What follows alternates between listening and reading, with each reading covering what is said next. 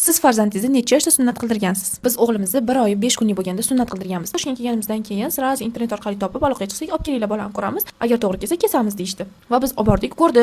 Tuz yig'ilgan lekin ko'p emas dedi. Bulbuchasi kichkina emas, kessa bo'ladi. Muhammad Yusufdan qon olishdi va qonni ko'rishgandan keyin bo'ldi, kesish mumkin bo'lgandan keyin dimidrol qilib qo'yishdi va biz o'chirtimiz kelganda kesirganini olib kirdik. Biz borgan joyda men o'zim ko'zim bilan ko'rdim, 15 kunlik chaqaloqni ham kesishdi.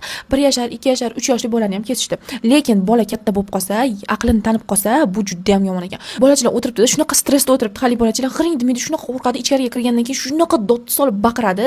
O'chirtimiz keldi, ichkariga kirdik, men bilan Muhammad Yusuf kirdik va bulbulchasiga novakain qilishdi, чтобы terini ishirish uchun. Novakain qilayotgan paytda birresi yig'ladi va o'sha terini yirtib, tuzni tozalab tashlagan paytda birresi yig'ladi, xolos. Undan keyin ko'zim oldida jim yotdi, suv ichib yotdi, shunchaki ortiqcha terini olib tashlashni bilgani ham yo'q. Shunday butadin quyishdi, levamikol surkab turib bint baylab qo'yishdi va menga 15 kun perevazka qilishni aytishdi. Birinchi haftasida umuman cho'miltirmaysiz deyishdi. Bir hafta o'tgandan keyin cho'miltirasiz, keyingi cho'miltirishingiz yana bir haftadan keyin bo'ladi dedi. Va o'sha biz kechki payt soat 7 larda o'sha chiqqan bo'lsak, ertalab bintini olib tashlaysiz dedi. Bintni olib tashlashdan oldin pereks qo'yasiz dedi. Pereksni shimib olgandan keyin dedi, keyin bintini olib tashlab butadin qo'yasiz va levamikol surkab qo'yasiz dedi. Ertalab turganimizdan keyin bintini yaxshilab pereksda ivitdim.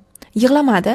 Bintini olib tashladim, butadin quydim. Butadin quyganimda ozroq injiqlik qildi, lekin yig'lab tashamadi. Undan keyin levamikol surkab qo'ydim. Shunaqa qilib bir kunda 2 mahaldan butadin qo'yib levamikol surkab turdim. Perevazka qilayotgan paytimda injiqlik qilgan bo'lsa 2 kun yoki 3 kun injiqlandi, xolos. Bulbulchasiga bo'lsa, одноразовый stakanni ikkiga bo'lib, turbacha hosil qilib, o'sha turbachani qo'yib turdik. Bir haftadan keyin Muhammad Yusufni cho'miltirdim, o'sha bitib bo'lgan edi atrofi. O'sha ertasidan cho'miltirgan kunim ertasidan har kun popasini yuvdim. Vaholanki popasini yuvsam, bulbulchasiga ham suv tegadi va suv hech qanaqa gazagan bermadi, boshqa ham qilmadi. Chunki bir haftaga qolmasdan o'sha bitib bo'lgandi va atrofda ozgincha yarasi qolganda, o'sha 12 yoki 13 kuni o'sha yarasi ham levamikol hisobiga tushib ketdi va o'sha yarasi tushib ketgandan keyin qaytib perevazka qilmadim. Bu deganim 12 kunda ichidami bitib ketdi. Chaqaloqli paytda sunnat qildiradigan bo'lsalaring, bu juda ham zo'r ekan. Ularda moslashuv, adaptatsiya va ularda tez tiklanish jarayoni kechayotganligini hisobiga tez bitib ketar ekan va qiynamas ekan. Bola unaqa og'riq, shunaqa narsalarni uncha tushunmaydi ekan menimcha.